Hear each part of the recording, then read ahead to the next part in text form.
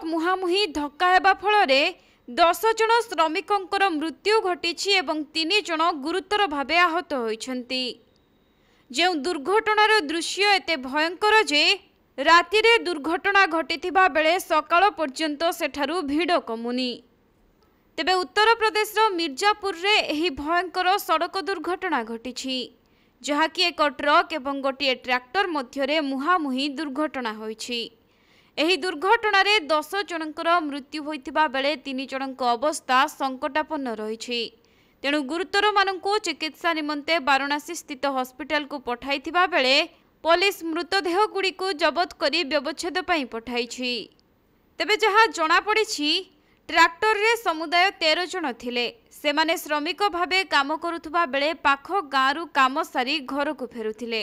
मात्र विपरीत दिगरु द्रुत गति रे आसुथिबा गोटे ट्रक सामना पटु खूब जोर रे धक्का देबा फलरे घटनास्थल रे ही गाड़ी गुडी को ओलटी पड़िथिला एवं 10 जनकर मृत्यु होइथिला। खबर पाई पुलिस घटनास्थल रे पहुंची गुरुतर मानकु तुरंत मेडिकल रे भर्ती करिथिले एवं सेमानंक अवस्था एबे भी संकटापन्न थिबा जणा पड़िछि। तेबे एही खबर प्रचारित हेबा परे बहु संख्यारे लोक घटनास्थल रे पहुंचिथिबा बेले उत्तेजना मध्य प्रकाश पाइथिला। उत्त्यक्त लोके दीर्घ समय जातीय राजपथ अवरोध करिबारु जानवाहन चलाचल व्याहत होइथिला। वरिष्ठ अधिकारी एवं पुलिस फोर्स पहुंची बुझासुझा करिबा परे धारणा प्रत्याहृत होइथिबा जणा पड़िछि।